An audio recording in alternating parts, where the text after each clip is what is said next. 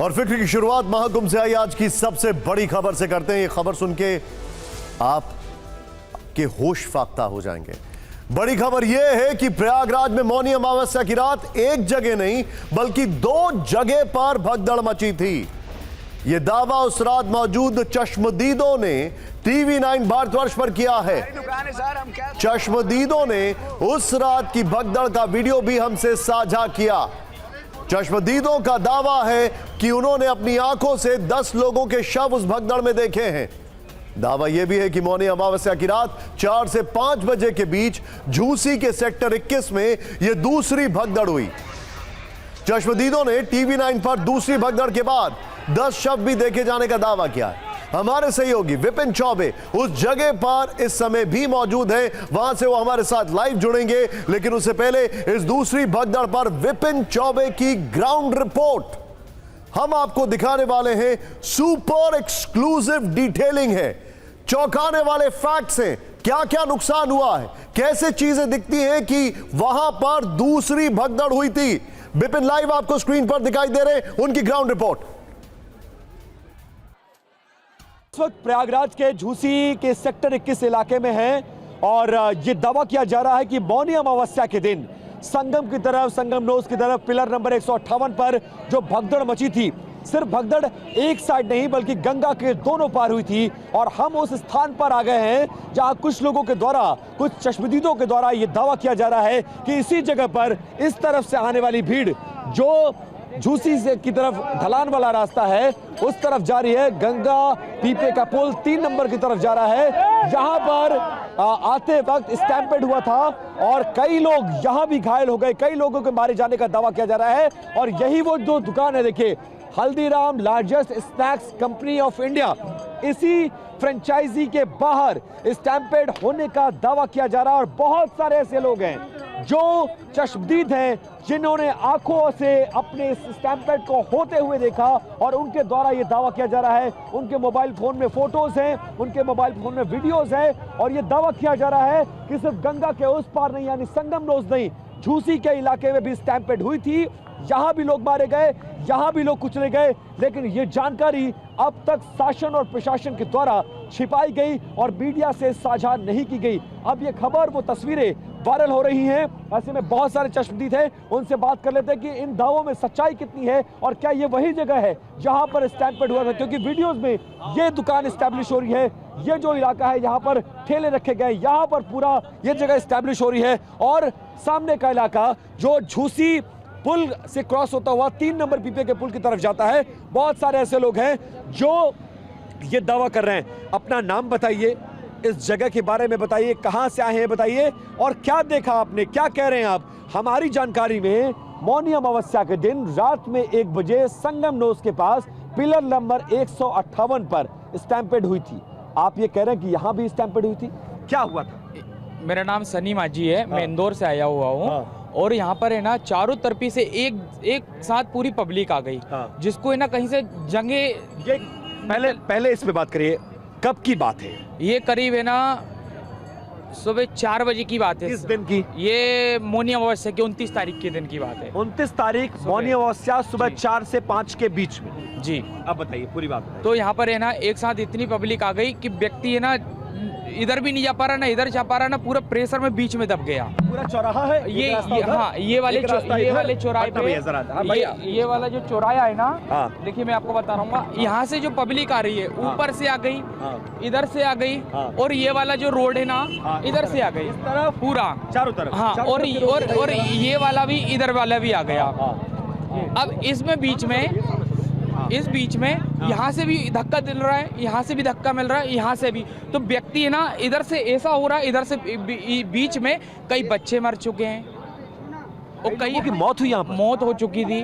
और कुछ लोग है ना, इंसान है ना, जैसे जहाँ से धक्का दे रहा है ना, तो जो गिरा तो उसको मौका तक नहीं मिल पाया उठने का। कितने लोग गिरे थे? अब बीच में जितने लोग है ना पब्लिक को जो गिरा ना, तो उसको देख नहीं पा रहे हैं। ऐसे लात कम से कम है ना 50 से 60 आपने देखा था? और जो हम लोग पीछे था अभी, और ऊपर लोगों के ना सिर पे लात धर के जा रहे हैं, छाती पे लात धर के जा रहे हैं कि व्यक्ति को है ना ये जो स्नेक से जो दिख रहा है ना, यहाँ पर है ना एक मैडम थी नेहा, ये जो स्नेक्स वाला दिख रहा है ना, तो लोगों को, बच्चों को उठा के, ये मैं आपको बता रहा हूँ, जहाँ पर उठा के इसे उठाया कि भैया जो के बच्चे है ना मरने की हालत में, उनको उठा के 19 साल की जो मैडम थी, उनने यहाँ पर है ना अंदर रखे कि बच्चे की व्यक्ति बच जाए, और बड़े है ना धक्का दे रहे, ऐसी स्थिति बन चुकी थी यहाँ। कितने लोग मारे गए होंगे यहाँ? कम से कम यहाँ पर है ना, मैं आपको बता रहा हूँ कूद के अंदर, कि यहाँ से ना 10 लाशें पड़ी थी यहाँ पर। आप ये कह रहे हैं कि इस दुकान के अंदर 10 लाशें यहाँ पर पड़ी थी? अच्छा, मुझे एक चीज और दिखाई दे रही है, यहाँ सबके कपड़े दिखाई दे रहे हैं, चप्पलें दिखाई दे रही हैं, गैलन, दुकान का बुरा हाल था। इतना माहौल खराब हो गया था कि व्यक्ति को है ना, जो कि उठा के फेंका ना, कि जिनको मरने की हालत, बेहोश हो गए थे, उनको ये नहीं पता था ये मरे हैं कि बेहोश हो गए घबराहट में। कोई बुजुर्ग था, इसे उठा के यहाँ पर ऐसे रख दिया है। वो मैडम 19 साल की थी, उनको तक को धक्का दे रहे थे। यहाँ से, यहाँ की वीडियो हम दिखाएंगे आपको, एक वीडियो इधर की, दोस्त पीछे। भैया वो वाली वीडियो दिखाना, आइए। आप भी थे भैया यहाँ पे? हाँ। आपका क्या नाम है? मेरा नाम सन्नी। आप कहाँ के रहने वाले? दिल्ली से। आप भी सन्नी हो? आप भी सन्नी है? कोइंसिडेंस है ये? हाँ जी, हाँ जी। अच्छा, आप कब आए थे यहाँ पर? मेरे को हो गए हैं, मैं 26 को आया था। अच्छा, किस दिन की घटना है जरा बताइए? ये मौनी अमावस की घटना है, और सुबह 4 बजे स्टार्ट हुआ था यहाँ पर भीड़ लगना, और ये भीड़ राउंड सुबह 10 बजे तक रही है यहाँ पर भीड़। और इतना था कि अब सब कुछ पैक हो चुका था। ये चौराहा है पूरा पैक, मतलब आप पब्लिक ना तो इधर जा सकती है ना उधर, कहीं पे भी नहीं जा सकती, स्टक हो रखी है। ये देखिए मेरे पास वीडियोस हैं, आप मैं दिखा देता हूँ, जरा दिखाइए। ये देखिए, ये वीडियोस हैं, पूरा स्टक है। अभी आपको हल्दीराम भी दिखेगा इसके अंदर, जिसमें पुलिस वाले 1-2 खड़े हुए हैं। ठीक है, आराम से दिखाइए। ये जो लोकेशन जरा एस्टैब्लिश कराइए, हल्दीराम कहाँ दिखेगा? अभी दिखेगा सर, बेटा रुक जाओ। वेट, ओह सॉरी, मैं आपको दिखाता हूँ, इसमें भी हल्दीराम आएगा। ये यहाँ पर कल जो ये यही की फोटो है? ये यहीं की फोटो, इतने कपड़े था यहाँ, जरा बताइए। कपड़े क्या माहौल था यहाँ पर, जरा बताइए। माहौल इतना गंदा था यहाँ पर कि आप देखिए, लोगों ने अपने कपड़े, जूते, चप्पल सब छोड़े हुए हैं यहीं पे ही। अच्छा, और ये कम से कम एक ट्रॉली नहीं, कम से कम 6-7 ट्रॉली भर के गया है यहाँ से। अच्छा, जेसीबी लगाई है, सोचो आप, ये जेसीबी वाला, हाँ दिखाइए। जेसीबी लगाई है, सोचो आप, ये हटाने के लिए जेसीबी लगाई है। ये देखिए इतना रश है, देखिए। अरे बाप रे बाप, ये देखिए, आप खुद देखिए कि जेसीबी जब लगाने के लिए कपड़ों में लगी है तो कितना मलबा होगा यहाँ पर। कितने लोग दबे होंगे आपके हिसाब से? कोई अंदाजा ही नहीं है। 2-3-4 बॉडी तो यहाँ पर मिली है। ये भी एक वीडियो है, जरा दिखाइए सुभाष, दिखाइए जरा। हल्दीराम के बारे में बताइए। यहाँ पर है ना, कम से कम ना 50 से 60 गाड़ी है ना, ओवरलोड भर के गई है कपड़ों की, कपड़े, जूते, चप्पल, सामान की, इतनी ओवरलोड। शाम को 6 बजे से वो शाम को 10 बजे से लेके सुबह 6 बजे तक काम चला। 6 बजे तक काम चला, रात को 10 बजे से लेके सुबह 6 बजे तक। तो मलबा नहीं होता, ये जगह एस्टैब्लिश हो रही है। हाँ, ये मतलब ये जिस स्नैक्स स्टोर जरा दिखाइए जहाँ पे, और अब साफ हो चुका है। यही स्टोर है, ये देखिए यहाँ पर पूरा साफ हो चुका है। ये अब ये देखिए, ये देखो यहाँ की फोटो है, देखिए ये अभी साफ, ये देखिए ये इस जगह का है, ये ना, ये इस जगह का है।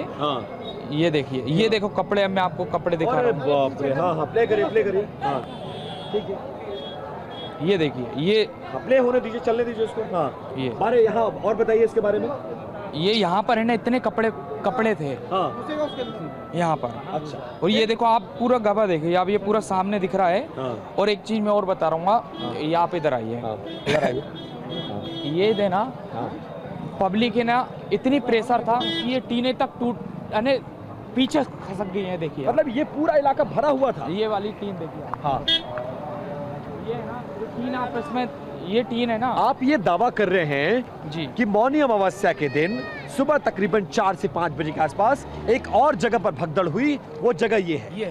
ये पूरा इलाका लोगों से भरा हुआ था, यानी कैसे दबे पड़े हुए हैं। आप टीन देखिए, हमने अंदर से ना ऐसा लगाया कि कोई है ना तोड़े नहीं, क्योंकि टूट जाता ना तो लोगों उसमें ज्यादा मर जाते, क्योंकि उनको लगता कि जो जंगे मिल गई है। और ये है ना, जो टावर दिख रहा है ना, ये टावर देखिए आप, ये वाला जो टावर है, इस टावर के ऊपर चढ़ गए लोग, चढ़ गए जान बचाने के लिए। हाँ, ऊपर तक टावर चढ़ गए। यहाँ से हमने देखा, अंदर से ऊपर से टावर के ऊपर तक लोग चढ़ गए थे जान बचाने के लिए। और ये जो पहाड़ दिख रहा है ना, ऊपर से ऊपर तक चढ़ गए, रास्ता बना के, और ऊपर से कई लोग तो फिसल गए, यहाँ पर जान चली गई। यहाँ भी लोग मारे गए थे। ये पहाड़ वाली वीडियो है, ड्यूटी है सर। अच्छा, क्या यहाँ के गार्ड हैं सर, यहाँ आप के गार्ड हो? गार्ड जी सर।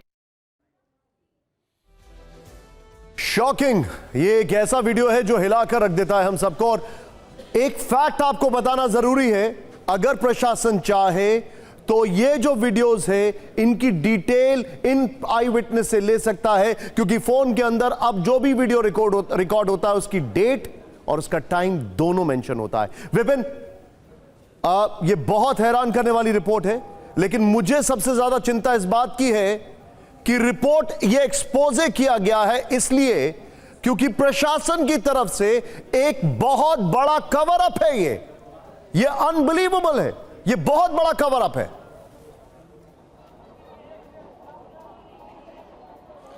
बिल्कुल आप सही कह रहे हैं। और अब तक 24 घंटे बाद यानी परसों रात में 1 बजे घटना हुई प्रयागराज संगम नोज पर।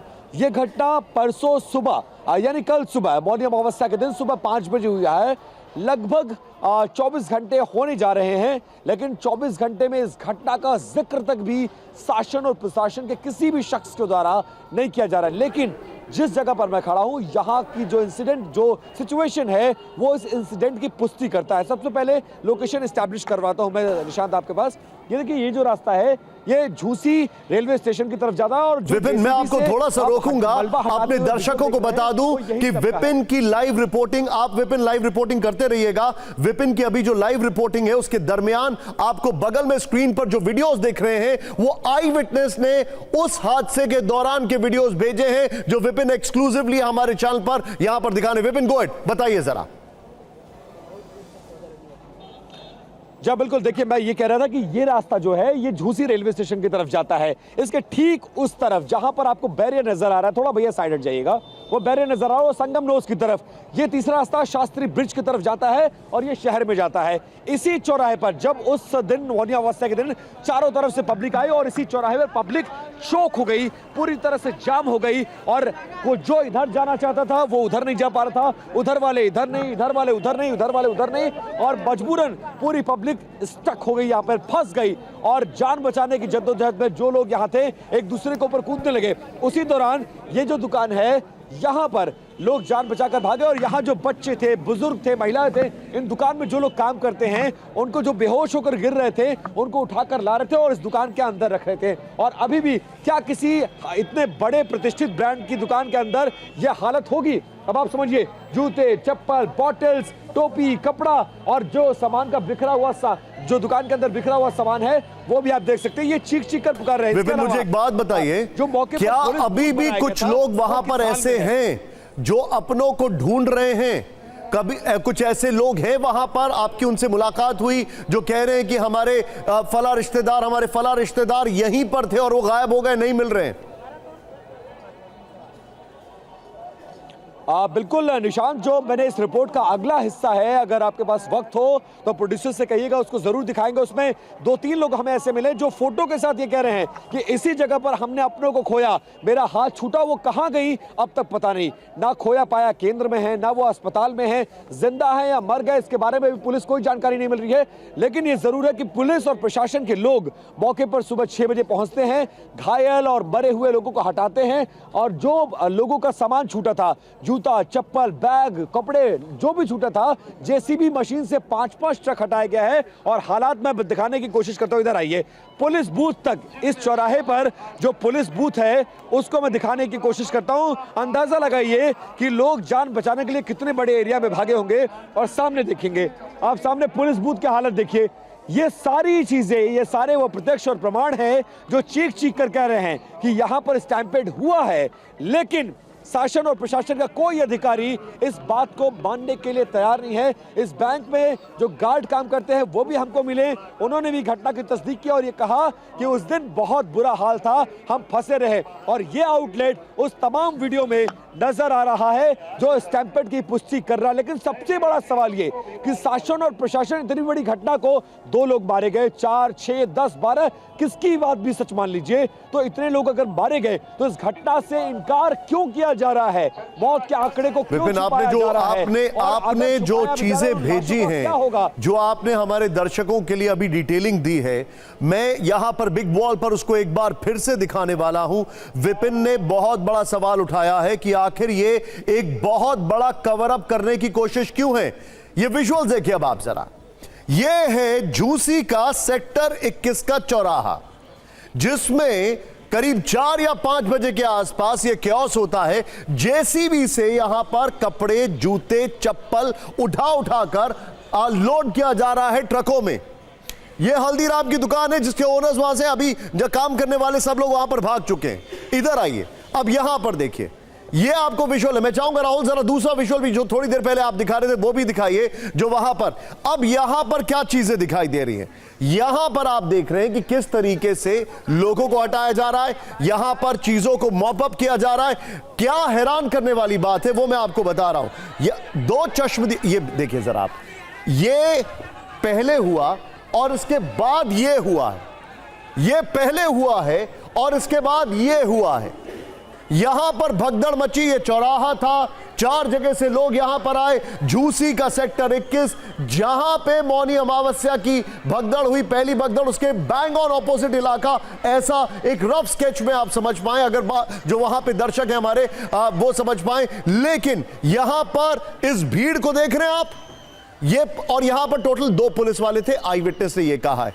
अब इस तरफ ये जो आपको दिखाई दे रहा है, ये यहां पर इसको मॉप अप किया जा रहा है, चीजें वहां से हटाई जा रही हैं। टूटा हुआ पुलिस बूथ है, टूटा हुआ हल्दीराम का स्टोर है, वहां पर जेसीबी से मलबा हटाया जा रहा है। ठेले वाले जो थे उन्होंने कैसे जान बचाई, उसके वीडियोस हम आपको दिखा रहे हैं। ये हैरान करने वाली रिपोर्ट है, एंड ऑन रिकॉर्ड अभी तक ये लग रहा है कि ये एडमिनिस्ट्रेशन का एक बहुत बड़ा कवर अप है, जो कि यहां पर एक्सपोज किया गया है इन आई विटनेस की तरफ से। विपिन, शुक्रिया इस जानकारी के लिए। मैं जस्ट उम्मीद करता हूं और दुआ करता हूं कि ऐसी और घटनाएं अब निकल कर सामने ना आए, क्योंकि ये वाकई में बुरी तरीके से झकझोर रही हैं। शुक्रिया इस जानकारी के लिए आपका। लेकिन एक बड़ी खबर इस वक्त आ रही है, प्रधानमंत्री मोदी महाकुंभ का दौरा रद्द कर सकते हैं। पीएम 5 फरवरी को महाकुंभ जाने वाले थे, ऐसी रिपोर्ट आ रही है। प्रधानमंत्री मोदी महाकुंभ का दौरा रद्द कर सकते हैं। पीएम 5 फरवरी को महाकुंभ जाने वाले थे। जाहिर तौर पर वो शायद ऐसे संकेत हैं कि नहीं चाहते कि वहां पर वीआईपी प्रोटोकॉल से और लोगों को दिक्कत हो, ऐसे संकेत हैं। ये चीजें बाद में कंफर्म हो पाएंगी। इस फाइल में आप दिल्ली से लेकर मुंबई तक जारी घनघोर राजनीति देखेंगे। दिल्ली में जहां पानी पर उबाल है, तो वहीं मुंबई में बुर्के को लेकर बवाल है। इसमें कई सवाल हैं, चुनौती है और जहर वाला जिक्र भी है। खैर, मुंबई की बात पहले करते हैं, बाद में करेंगे। पहले जरा दिल्ली का अध्याय शुरू करते हैं, जहां पूरी सियासी लड़ाई का फोकस अभी यमुना के पानी पर शिफ्ट हो चुका है। जैसे जैसे वोटिंग के दिन करीब आ रहे हैं, पानी वाली पॉलिटिक्स परवान चढ़ती जा रही है। सबसे पहले आपको अरविंद केजरीवाल की प्रेस कॉन्फ्रेंस का वीडियो दिखाते हैं, जिसमें सांसद संजय सिंह एक एक करके पानी से भरी 4 बोतलें उनको देते हैं। वो चारों बोतल उठाकर मीडिया को दिखाने लगते हैं। इन पर 4 नेताओं के नाम लिखे थे। एक बोतल पर गृह मंत्री अमित शाह, दूसरे पर दिल्ली बीजेपी अध्यक्ष वीरेंद्र सचदेवा, तीसरे पर हरियाणा के सीएम नायाब सैनी और चौथे पर लोकसभा में नेता प्रतिपक्ष राहुल गांधी का नाम लिखा था। आप कह सकते हैं कि चुनावी मौसम में ये बोतलें शुद्ध सियासी बूंदों से भरी हुई हैं। शायद इसीलिए इन्हें दिखाते हुए अरविंद केजरीवाल ने इन चारों नेताओं को चैलेंज दिया कि हिम्मत है तो इसे पीकर दिखाना। केजरीवाल ने स्पेशल पानी की सप्लाई संजय सिंह के जरिए इन नेताओं तक की है। केजरीवाल का आदेश मिलते ही संजय सिंह इन बोतलों को लेकर बीजेपी मुख्यालय रवाना हो गए। यमुना के पानी वाली इस पॉलिटिक्स का सियासी इफेक्ट आप ऐसे समझिए कि इस पर प्रधानमंत्री नरेंद्र मोदी से लेकर गृह मंत्री अमित शाह तक रिएक्ट कर चुके हैं।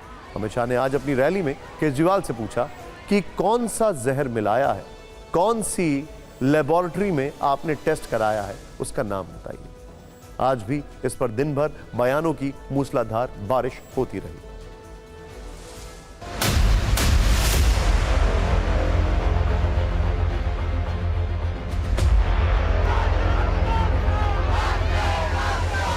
बीजेपी हेडक्वार्टर, ये बोतल हम अमित शाह जी के लिए भेज रहे हैं।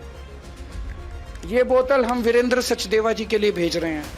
ये बोतल नायब सिंह सैनी जी के लिए भेज रहे हैं और ये बोतल राहुल गांधी जी के लिए भेज रहे हैं। चारों लोग ये बोतल प्रेस कॉन्फ्रेंस में पी के दिखा दे, हम वो मान जाएंगे कि हमने गलत बोला था।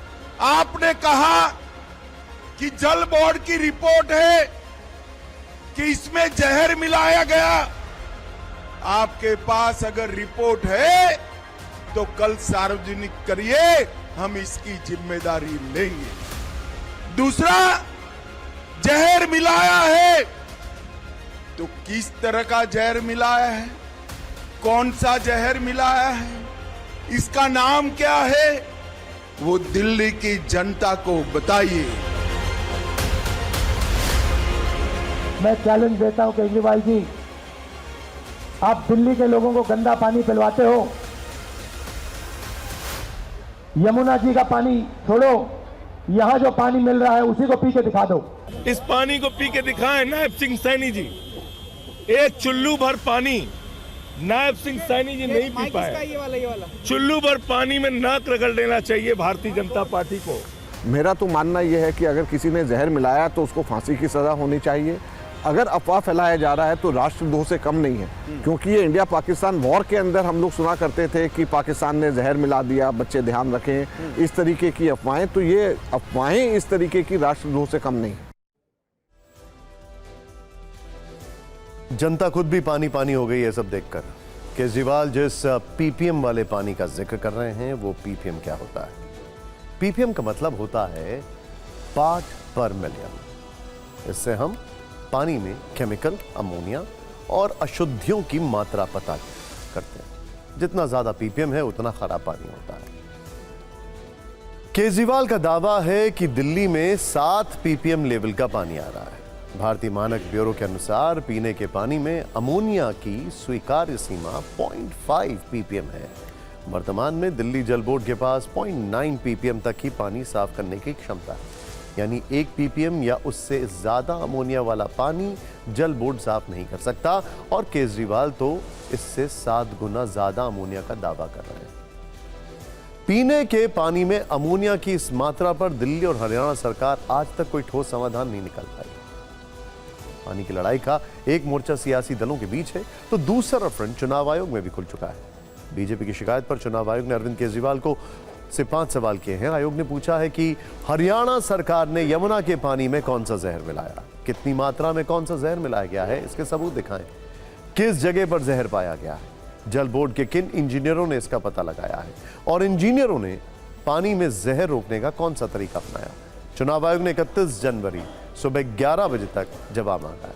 27 जनवरी को अरविंद केजरीवाल ने हरियाणा की बीजेपी सरकार पर यमुना के पानी को जहरीला करने का आरोप लगाया। बीजेपी की शिकायत पर चुनाव आयोग ने नोटिस भेजा तो उन्होंने 14 पन्नों का जवाब दिया, लेकिन चुनाव आयोग केजरीवाल के जवाब से शायद संतुष्ट नहीं है। आयोग ने कहा है कि वो यमुना में बढ़े हुए अमोनिया के मुद्दे को यमुना में जहर डालकर सामूहिक नरसंहार के गंभीर आरोपों के साथ ना मिलाए। केजरीवाल के बयान 2 राज्यों के बीच युद्ध कराने जैसे हैं, इसीलिए उन्हें तथ्य पेश करने का एक मौका और दिया गया है। ऐसे में पानी की बोतल वाली प्रेस कॉन्फ्रेंस में वो मुख्य चुनाव आयुक्त पर किस कदर भड़के, वो आपको जरूर देखना चाहिए। ईसीआई राजनीति कर रहा है। क्यों? क्योंकि राजीव कुमार को पोस्ट रिटायरमेंट 28 फरवरी को पोस्ट रिटायरमेंट उनको नौकरी चाहिए। मैं राजीव कुमार जी को कहना चाहता हूं, इतिहास उन्हें माफ नहीं करेगा। जितना कबाड़ा राजीव कुमार जी ने इलेक्शन कमीशन का किया है, मुझे लगता नहीं कि भारत के इतिहास में इलेक्शन कमीशन का इतना कभी कबाड़ा हुआ है। चुनाव आयोग ने जिस प्रकार से उनसे साफ साफ कहा है कि इसका सबूत दीजिए और कैसे आपने रोका था यह साफ करिए, इससे एक और बात साफ हो गई कि उनका झूठ नैतिक दृष्टि से तो गलत था ही, अब संवैधानिक दृष्टि से भी उनका झूठ उजागर हो गया है।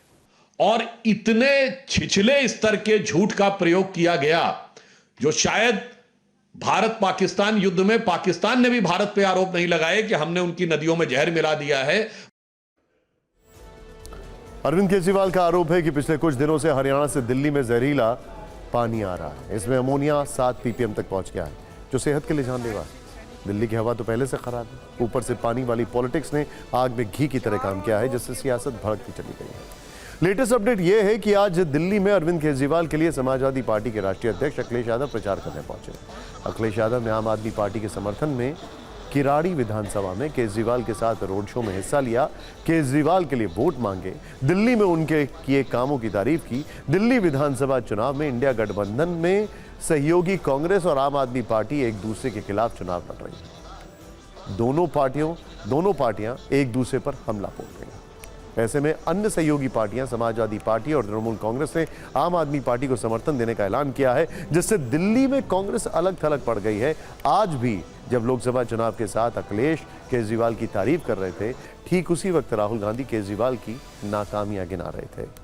राजनीति में अजब सा संयोग है कि कल तक जो साथ साथ प्रचार कर रहे थे, एक दूसरे का हाथ उठाकर एकजुटता दिखा रहे थे, आज एक दूसरे के खिलाफ ताल ठोक रहे हैं, और वो भी एक ही दिन, एक ही शहर और एक ही चुनाव।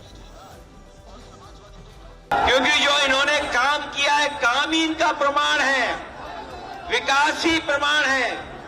जो स्वास्थ्य के क्षेत्र में काम किया है, जिस तरह से इंतजाम किया है स्वास्थ्य क्षेत्र में, जिस तरीके से शिक्षा को बेहतर बनाने का काम किया है, जिस तरीके का बिजली का जो हमारे गरीबों की मदद करने का काम शुरू हुआ है, लोग इस मॉडल की स्टडी करना चाहते हैं। केजरीवाल जी कुछ साल पहले आए थे, छोटी सी गाड़ी में घूमते थे शॉल लिए। आजकल वही केजरीवाल जी शीश महल में रहते हैं। केजरीवाल जी, सिसोदिया जी ने दिल्ली में भ्रष्टाचार किया है, यह सच्चाई है। इंटरेस्टिंग होगा देखना कि पार्लियामेंट के बजट सेशन में ये लोग कहां बैठते हैं। दिल्ली में पानी पर राजनीतिक युद्ध छिड़ा है तो मुंबई में बुर्के वाले नए एपिसोड पर बवाल मच गया है। महाराष्ट्र में इस बार यह हंगामा 10वीं और 12वीं की मुस्लिम छात्राओं के बुर्का पहनकर परीक्षा देने को लेकर है, और ऐसी छात्राओं के बुर्के पहनकर परीक्षा देने पर ऐतराज जताया है महाराष्ट्र सरकार में कैबिनेट मंत्री नीतीश राणे ने, जो अक्सर अपने विवादित बयानों के लिए पूरे देश में ट्रेंड करते रहते हैं। लेकिन इस बार उन्होंने छात्राओं के बुर्का पहनने पर प्रश्न उठाते हुए महाराष्ट्र के शिक्षा मंत्री दादा भूसे को एक चिट्ठी भी लिखी है। इस चिट्ठी में उन्होंने लिखा है कि 10वीं और 12वीं की परीक्षा देने आ रही मुस्लिम छात्राओं को बुर्का पहनकर परीक्षा केंद्रों पर प्रवेश की अनुमति नहीं मिलनी चाहिए। यदि ऐसी अनुमति मिलती है तो ये जांचना संभव नहीं होगा कि छात्राएं इलेक्ट्रॉनिक डिवाइस का उपयोग करके परीक्षा दे रही हैं या फिर नहीं। ऐसे में अगर कोई अनुचित घटना घटती है तो समस्या पैदा हो सकती है। महाराष्ट्र में नीतीश राणे बीजेपी के नेता हैं। वो महाराष्ट्र सरकार में वाणिज्य और मत्स्य विकास मंत्री हैं। उनकी चिट्ठी पर शिक्षा मंत्री दादा भूसे अभी तक कोई जवाब नहीं दिया उन्होंने। लेकिन नीतीश राणे के बुर्का पर बैन वाली मांग ने राज्य में सियासी उबाल जरूर ला दिया।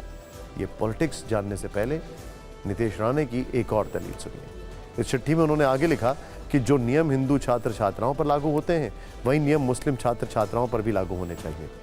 जो छात्राएं बुर्का या हिजाब पहनना चाहती हैं, वो इसे अपने घरों में पहन सकती हैं। परीक्षा केंद्रों पर उन्हें दूसरे छात्रों की तरह परीक्षा देनी चाहिए। मतलब बुर्के पर बैन की मांग के बहाने नीतीश राणे यहां भी हिंदू मुस्लिम वाला कार्ड चल रहा है। एक बार सुनिए उन्होंने चिट्ठी लिखने के बाद क्या बयान दिया। मैं कुछ पाकिस्तान और बांग्लादेश या कोई इस्लाम राष्ट्र में बैठ के इस तरह की बातें नहीं कर रहा, और मैं इतना ही कह रहा हूँ कि बहुत सारी घटनाएं घड़ी है, बहुत सारे अनुभव आए हैं। जब भी बुर्का पहन के कोई छात्र अगर उधर बैठते हैं तो कभी कभी जब भी शिक्षक को उनको जाके अगर कुछ सवाल पूछना है, उनको बोलना है कि बाबा आपका आइडेंटिटी बताइए, तो लॉ एंड ऑर्डर का भी सिचुएशन खड़ा हो चुका है।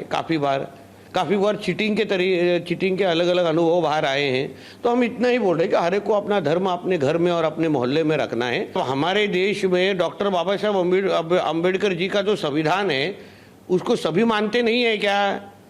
यहाँ कुछ शरिया का कानून लेके आए हैं क्या? तो उसमें मुझे नहीं लगता कुछ, ये मांग में मुझे नहीं लगता कुछ गलत है। नीतीश राणे ने बुर्के पर सवाल उठाया तो मुंबई के मौलानाओं को तुरंत जवाब देने का मौका मिल गया। हालांकि विरोध में यह जवाब थोड़ा अजीब आया। अंधेरी वेस्ट में मदरसा बोर्ड के चेयरमैन मौलाना साजिद ने बयान पर नाराजगी जताते हुए एक उदाहरण दिया और समझाया कि मुस्लिम लड़कियों का बुर्का पहनकर स्कूल जाना क्यों जरूरी है। उन्होंने कहा कि महिलाएं कीमती होती हैं, इसलिए उन्हें पर्दे में रखा जाता है, छुपाया जाता है। लेकिन मौलाना साजिद ने इसके बाद अपनी बात को और विस्तार से समझाने के लिए महिलाओं की तुलना मटन से कर दी, यानी कुतर्क देते देते हद ही कर दी। तो बयान उन्होंने दिया है, ये बयान निहायत ही घटियापन की अलामत है, क्योंकि चाहे इस्लाम हो या उसके अलावा कोई भी धर्म हो, हर एक आदमी यही चाहता है कि जो भी कीमती चीज़ होती है उसे पर्दे में रखी जाती है। आदमी अगर 1 किलो मटन ही खरीदता है दुकान से तो वो सफ़ेद थैली में लेके नहीं जाता, बल्कि वो काला थैले में लेके जाता है ताकि किसी की उसको नज़र न लगे। तो जो भी औरतें हैं, माँ बहनें हैं, बेटियां हैं या हमारे इस्लाम की चाहने वाले हैं, उसका गोश्त तो इस गोश्त से सस्ता नहीं है। इसलिए हमारा मज़हब बोलता है कि जो कीमती चीज़ हो उसको पोशीदा रखा जाए। मोती हमेशा अलमारी और बॉक्स ही में रखा जाता है, कहीं चौराहे पे उसको नुमाइश नहीं की जाती। न बोलने के पहले न बोलने के बाद सोच रहे हैं, और ये सोचते भी हैं तो न जाने क्या क्या सोचने लग जाते हैं। नीतीश राणे के बुर्के पर बैन वाली मांग ने मौलानाओं को गुस्से से लाल कर दिया। राजनीतिक शोले भी खूब भड़काए। विपक्ष ने नीतीश राणे के बयान की निंदा की और शिंदे गुट की शिवसेना ने भी उनकी मांग की आलोचना की है। यहां फोकस इस बात पर रखिएगा कि नीतीश राणे ने शिंदे गुट की शिवसेना कोटे से शिक्षा मंत्री बनाए गए दादा भूसे को ही चिट्ठी लिखी थी।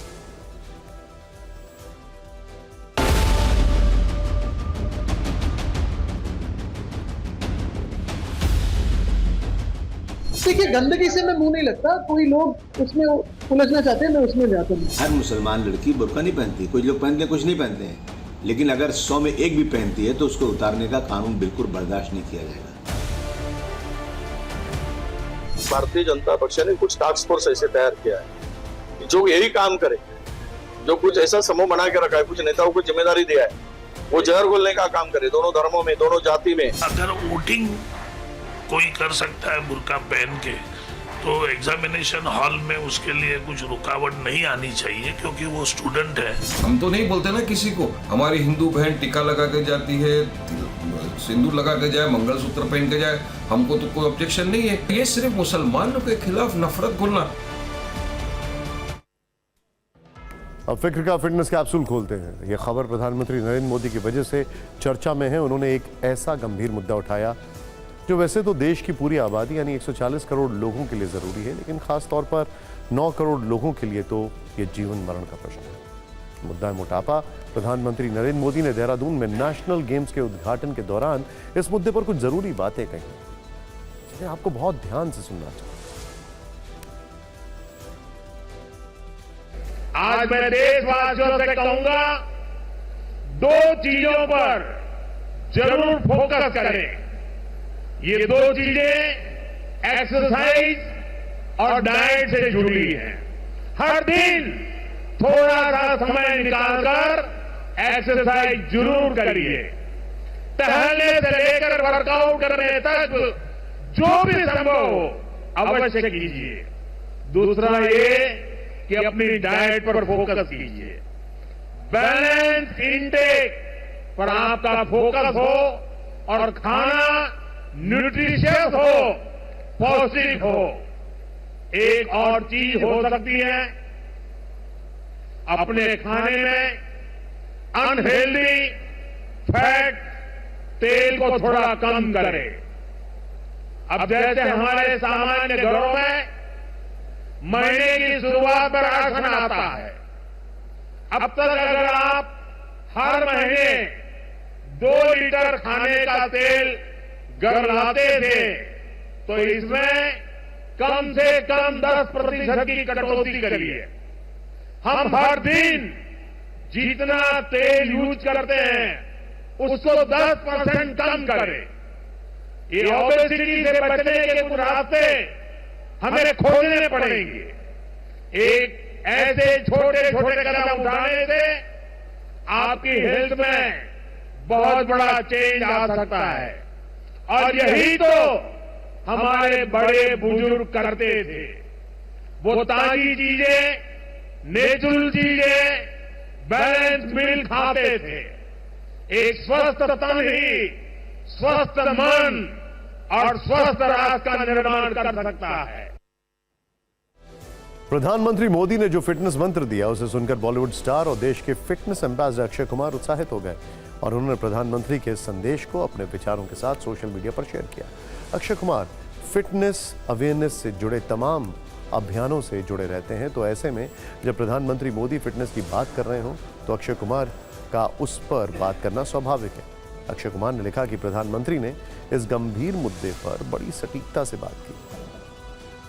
स्वास्थ्य है तो सब कुछ है।